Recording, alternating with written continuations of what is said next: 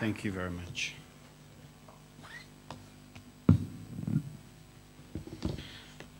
Distinguished guests, ladies and gentlemen, it gives me great pleasure to be able to join you today in this seminar and also to partake in the today's big event of unveiling of the monument commemorating the Assyrian genocide.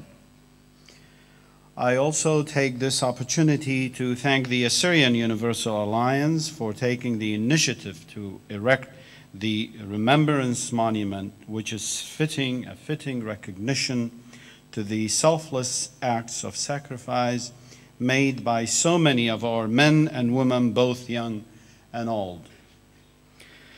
I also want to thank the local government, Fairfield City Council, and Parliament members for their support and assistance in establishing what is to become a symbol of reverent hope for the future of the Assyrian community here in Australia and worldwide.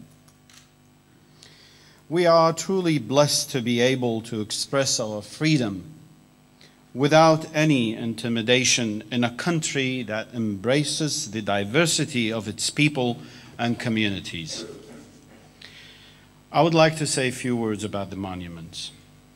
The monument is going to be considered a beacon of hope for our Assyrian community. It stands today as a solemn reminder to all future Assyrian generations of the sacrifices that our forefathers offered in order to preserve for us our identity. It demonstrates the kind of character that our men had, believing that their death is not in vain and their martyrdom would be valued in future generations.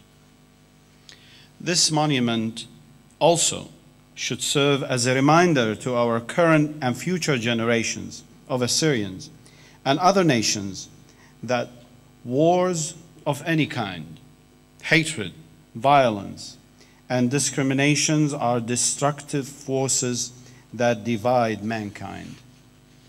Instead, we should be a people of peace and unity, showing love and respect for our fellow men. For it's written in Romans 12:21, "Do not be overcome by evil, but overcome evil by doing good." When we show love, we are extinguishing hate. When we pursue peace, we diminish violence. When we show tolerance, we are withholding judgment. It is written that above all, we should love each other deeply, for love covers a multitude of sins. We cannot live together in a state of constant strife and hatred. This world cannot stand divided, for a kingdom divided against itself cannot stand. We must be people of unity, living in peace with one another and accepting the religion, race, and culture of others to ensure that we do not make the same mistakes of the past. What occurred in these world wars should serve as a constant reminder of the price we pay when we choose not to live in harmony with each other. History has shown us that wars have been very unforgiving and devastating the whole nations, causing them a long and painful road to recovery.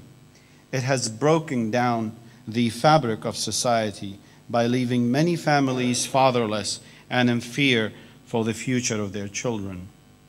It has also proven that humanity is capable of its own destruction. By looking at the monument, we should be encouraged and motivated, especially the young Assyrians.